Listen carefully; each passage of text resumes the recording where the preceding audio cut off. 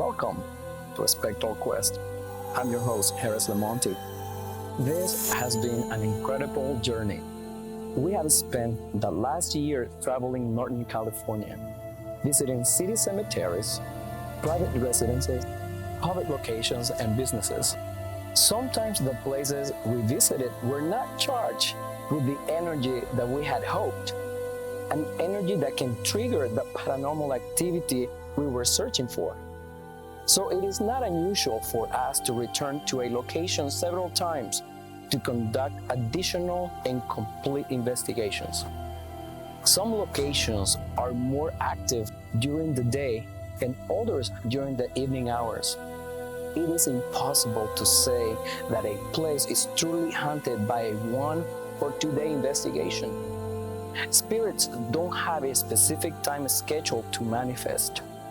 Now, that's not to say that some entities may like to be regular. If you recall the Daydreams and Nightmares episode, the spirits became restless consistently at 6 p.m. It is possible that if a person suddenly dies doing a routine activity and their consciousness doesn't realize that they have passed, they may continue repeating that routine at a set time again and again. These sudden, unexpected deaths can put a spirit in a loop mode, can continue for years if no one helps them to realize that they have died. In addition to conducting paranormal investigations, we have attempted to help those souls that are lost in this timeless loop or dimension.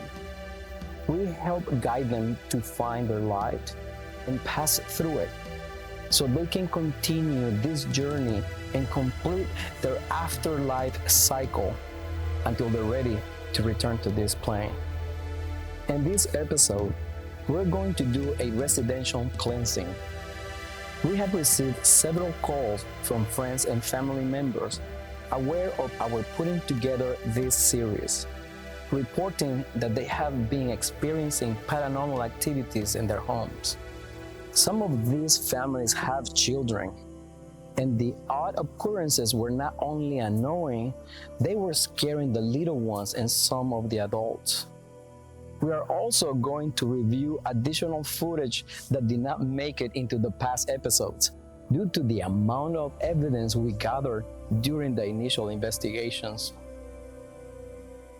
We are going to hear another story from Rob Pritchard. An entity from a different dimension seems to be attracted to his light. Melissa DeLon is going to tell us about another visit from a loved one from beyond.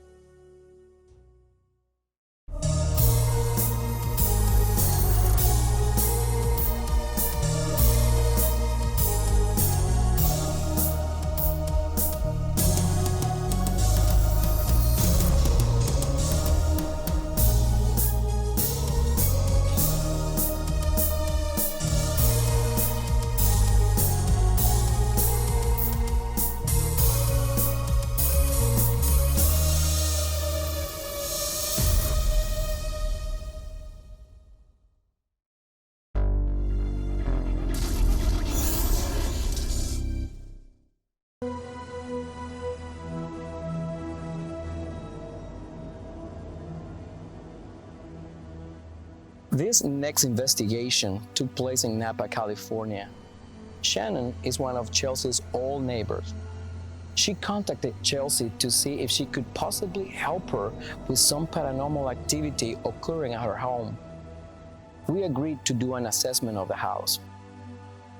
On our first visit, we sized up the property. Shannon gave us a complete walkthrough. There was in fact a heavy energy inside as well as outside the house. Okay, my name is Shannon. I live in Napa, California. Last year, 2017, we moved in here. 2 weeks later, I heard some people in the bedroom. The drawers opened, shut. My son did too. Then we were hearing the pantry door open. Came in here one morning to take a nap. We heard voices. It's very clear. They said, get her, take her with us. I got up and I went to the bedroom. I stayed there. I stayed there for a couple hours, came back out here, heard the pantry door open and shut. Then a couple days later, it was there, like people in the room and people in the bedroom walking, and in the living room, people are walking. You can hear them walking in the kitchen. Directly between the living room and the master bedroom, we sensed something odd. Something none of us have ever seen or felt before. It was a dark tunnel connecting this world to another dimension. Shannon's husband was attacked by a dark entity while he was sleeping. I saw several. One was inside the house, and the other one was outside the master bedroom window. One seemed to be obsessed with Shannon's husband.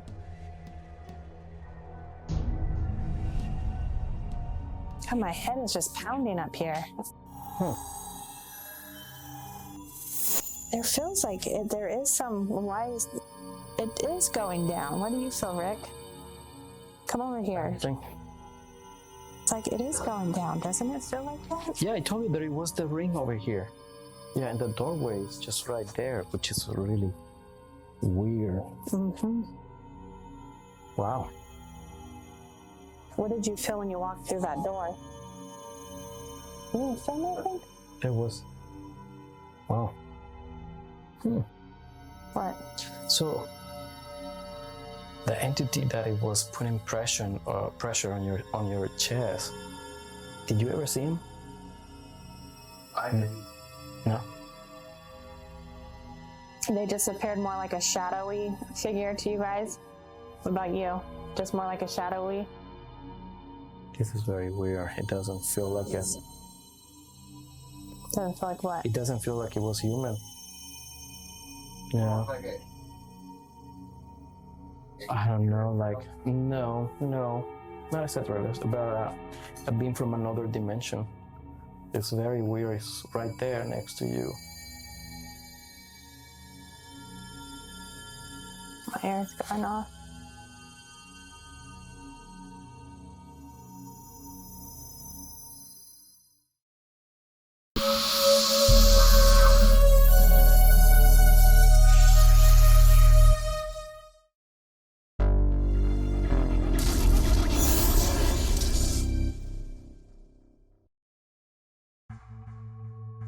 Melissa told us an amazing story in the episode of Portals and Gates. Melissa has a special gift that allows her to see her relatives after they have passed away. They come to speak with her while she's sleeping. What a lovely feeling is to know that they are in a better place. The first visitation that I have ever experienced was when I was 18. My cousin was gravely ill. She passed away when she was 5. She passed away at home. The visitation was her pulling the blankets off of my bed. And for about a month, this went on. She would pull the blankets off my bed or kind of smack me around in the head just to kind of like get attention, I'm assuming. That was kind of weird at first. But I always kind of knew in the back of my mind that she's young. She just wanted to play.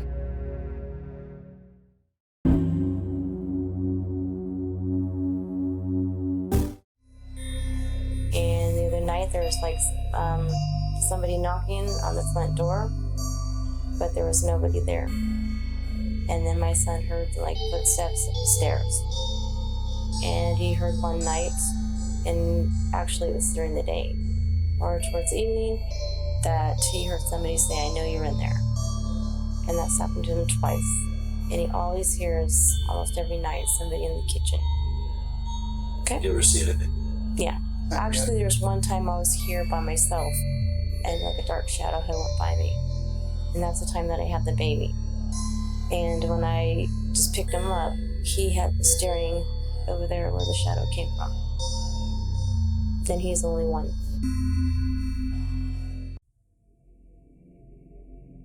So why are you keep bugging the people who lives here? Why?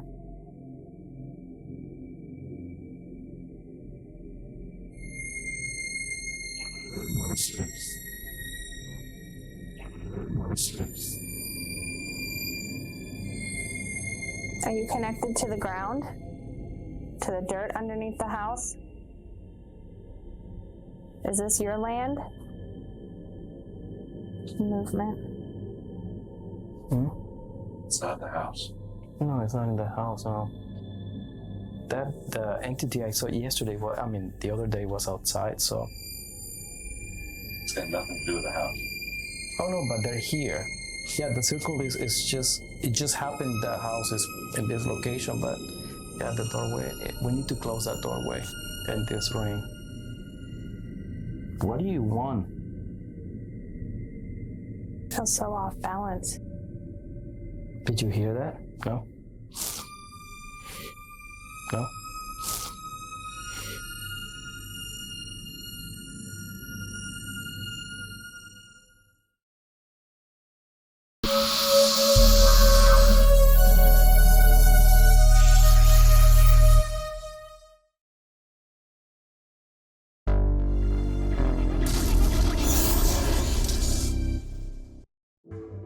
We met Rob in the Portals and Gate episodes. If you recall, Rob was induced into a coma due to a respiratory complication. The doctors gave little hope that he was going to pull through. Nothing short of a miracle. Rob has recovered, regained his health back, and is going strong. But the experience has marked him for the rest of his life with a special light that entities from another dimension are attracted to.